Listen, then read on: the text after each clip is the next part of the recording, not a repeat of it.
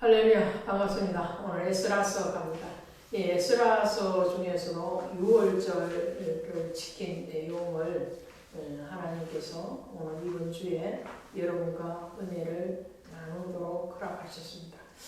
에스라를 소개할 때에 성경에서 에스라는 율법학자 겸 제사장 이렇게 소개를 합니다. 다른 어떤 사람보다도 에스라의 족보에 대해서도 또 길게 말을 하고 있죠. 그 족보를 거슬러서 가보면 그가 그 집안이 제사장의 집안이었다라는 것을 알 수가 있어요.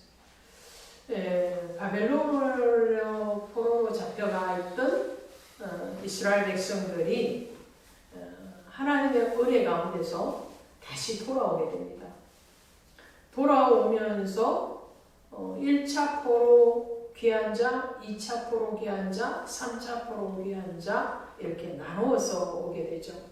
시차를 두고 오게 되는데 1차 포로 귀한 자로 돌아온 스룹바벨과 그리고 학계 그리고 요수아를 중심으로 해서 무너져버렸던 예루살렘 성전을 다시 재건하게 됩니다. 성전 건축이 일어나게 되죠. 그리고 연이어서 돌아온 사람이 이 에스라입니다. 근데 이 에스라는 돌아와서 보니까 외관적인 성전은 지어져 있다는 거예요. 무너졌던, 훼손되었던 그 성전이 다시 복구가 되어 있습니다. 근데 문제는 뭐냐면 그 성전이 필요한 이유, 오늘날 교회가 필요한 이유가 무엇입니까? 그 교회 안에서 하나님을 예배하는 거죠. 예배하는 사람이 있어야 되고 하나님의 말씀을 배우고 가르치는 사람이 있어야 되는 거예요. 그 일을 누가 하느냐면 2차 포로 귀한 자로 돌아온 제사장 겸 학자였던 율법에 능통한 자였던 이 에스라가 하는 겁니다. 에스라가 하나님 앞에 잃어버렸던 예배를 회복시키고 절기를 다시 회복시켜 갑니다. 그 절기 중에서도 가장 중요한 절기, 그 절기가 6월절입니다. 이 6월절이 뭔가요? 6월절은 첫 번째로 하나님께서 언약을 맺으시고 그 언약에 대해서 신실하게 지키신다라는 것을 6월절은 말하고 있습니다.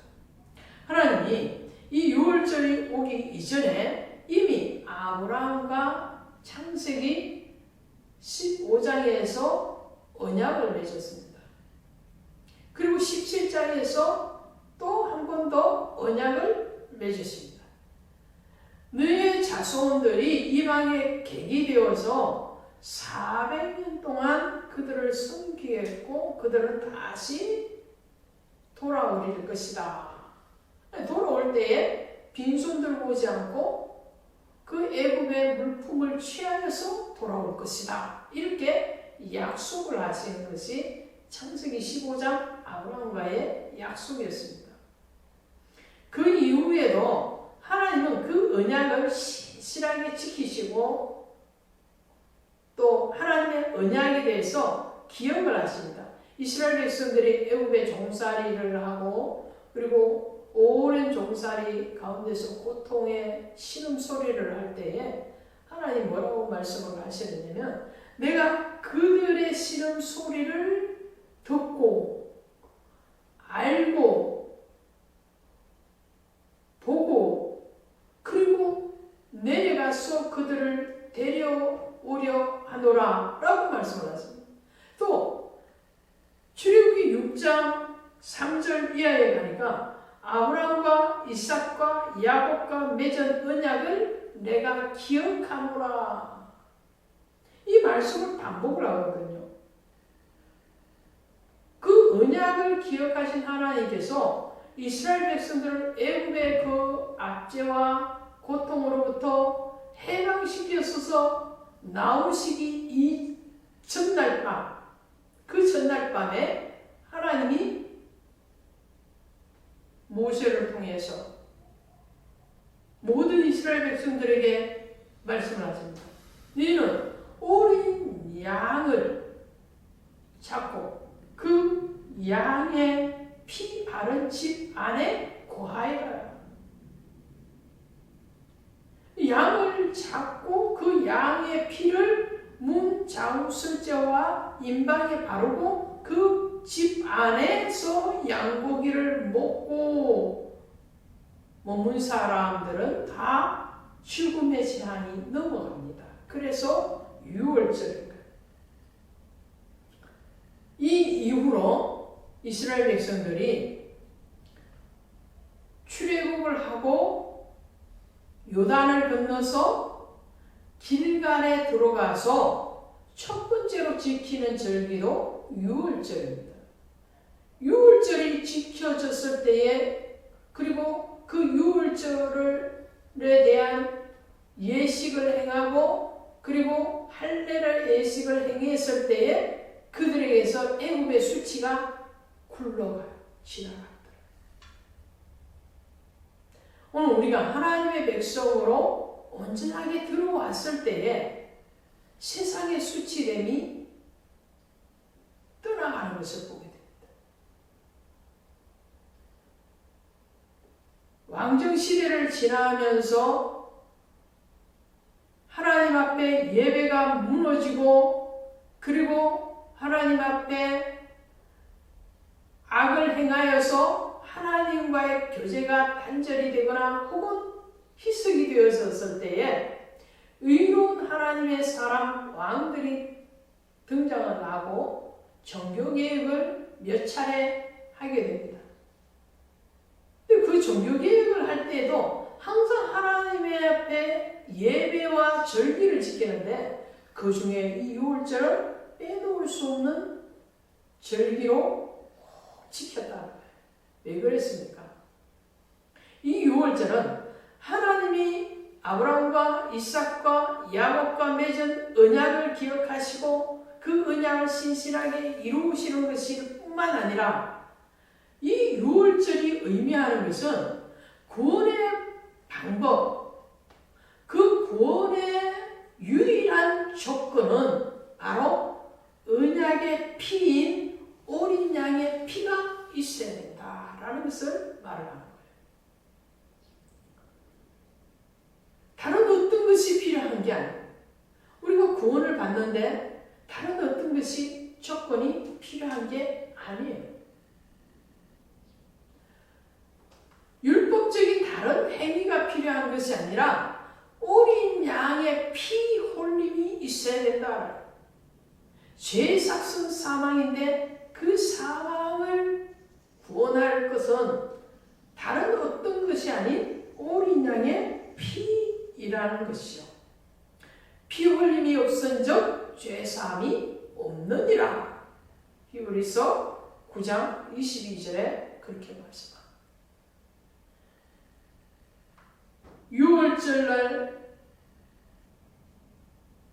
예수님은 마지막 6월절날 성찬 예식을 제자들과 함께 나누죠. 그 성찬 예식을 나누시면서 주님은 포도주 잔을 나누시면서 이것을 받아 마셔라. 이것은 내 피니 곧 언약의 피니라 라고 말씀합니다. 언약의 피, 언약 약속이다. 사람과 사람 사이에 맺은 그 약속이 아니에요. 부정확하고 그리고 얼마든지 파기가 되어지는 사람과의 약속이 아니라 하나님이 우리에게 거부하심으로 사랑으로 맺은 언약이라는 그 언약. 그 언약의 피를 제자들과 나누시면서 그 자신의 십자가 위에서 죽으시고 그 옆구리에서 피와 물을 다 쏟으셔서 우리를 구원하실 것을 미리 말씀을 하십니다. 그리고 얼마 있지 않아서 주님은 실질적으로 어린 양으로 세상 죄를 지고 가는 하나님의 어린 양으로 십자가 위에서 죽임당하시고 그리고 피와 물을 쏟으셔서 우리를 구속하시는 것을 보게 됩니다. 그러므로 유월절 어린 양은 곧 예수 그리스도를 뜻하고 유월절 어린 양의 피 바른 집 안에 있어야 되는 것은 오늘 예수 안에 그리스도의 보혈 안에 있어야 된다는 것을 말을 합니다. 이 어린 양의 피가 없으면 그 누구도 죽음의 재앙에서 벗어날 수가 없다라는 것을 말을 하는 거죠. 세 번째로 이 유월절이 의미하는 것은 새로운 시작을 얘기합니다. 그리고 구별을 얘기합니다. 출애굽기 12장에서 유월절을 말씀하시면서 이 달은 뭐라고요? 너희의 해의 첫 달 새해가 된다. 새로운 시작이 된다. 우리는 예수를 믿음으로 구원을 받고 새로운 출발을 하기 시작하는 겁니다. 보라, 이전 것은 지나갔다고 그랬어요. 지나간 거예요. 애굽에서의 그 수치됨은 지나간 거예요. 굴러간 거예요. 세상에서 예수 모르고 지날 때에 생각했던 그 모든 생각들, 그 모든 행동들, 그 모든 말들이 이제는 지나간 거예요. 왜요? 그게는 보혈이 없으니까요. 예수의 피가 없어요. 예수의 생명이 없다. 피는 곧 생명이잖아요. 예수의 생명이 있을 때와 예수의 생명이 없을 때는 전혀 다른 거예요. 모든 관념이 달라요. 생각이 달라요. 행동이 달라요. 기준이 달라지. 기준이 예수의 생명의 기준이 있는 사람하고 나의 기준과 세상의 기준으로 살아가는 사람은 전혀 가치관이 다른 인생을 살게 되는 것을 보게 되죠. 그래서 주님은 어린 양의 피로 구원받은 너희들은 이제 새로운 출발이다. 새로운 피조물로서의 출발이고 이제는 새로운 사람으로서 옛 구습은 떠나가고 이제는 그리스도 예수 안에 새로운 생명으로서 살아가야 된다는 것을 말씀을 합니다. 뿐만 아니라 이 유월절을 지나면서 같이 지키는 절기가 무교절입니다. 무교절. 무교절의 특징이 뭐냐면 누룩 없는 떡을 먹는 절기입니다. 이 누룩은 죄를 상징하거든요. 오염된 죄를 상징합니다. 부패를 상징합니다. 너희는 이제 구별된 사람이기 때문에 죄와는 멀어져야 된다. 이제는 죄가 싫어지는 거예요. 이전에는 예수의 생명으로 거듭나기 이전에는 그 죄를 물 마시듯이 마셨다는 거예요. 아무런 생각 없이 때로는 그것이 너무 좋아서 달려가서 붙잡아서 내가 그 행동을 따라할 정도로 그 죄에 취하여서 먹고 마셨지만 이제는 그 죄가 싫어지는 거예요. 죄의 삭은 사망이잖아요. 이제 사망이 아니래요. 생명이래요. 영원한 생명을 얻어야 되기 때문에 오늘 우리의 생각이 달라지면 죄를 대하는 태도가 달라져요. 너희를 몸을 의의 병기로 드려라 이렇게 말해요. 의의 병기. 불의의 삭스로 드리는 것이 아니에요. 죄의 정도로 다는 것이 아니고 의의 병기, 하나님의 생명의 도구로 복음을 전가하고 그리고 그 복음의 사랑을 실천하는 그러한 의의 병기로 하나님 앞에 드려라. 사람 앞에 드리는 게 아니고 하나님 앞에. 예배는 누구에게 드리느냐? 사람 앞에 드리는 것이 아니라 하나님 앞에 드리는. 하나님 앞에 드려지는 그 예배에 대해서 하나님은 임재하시고 하나님은 기뻐하시고 그 하나님은 그 예배를 통하여서 말씀하시겠다. 오늘 에스라를 통해서 하나님의 율법을 이스라엘 백성들에게 가르치고 절기를 지키게 합니다.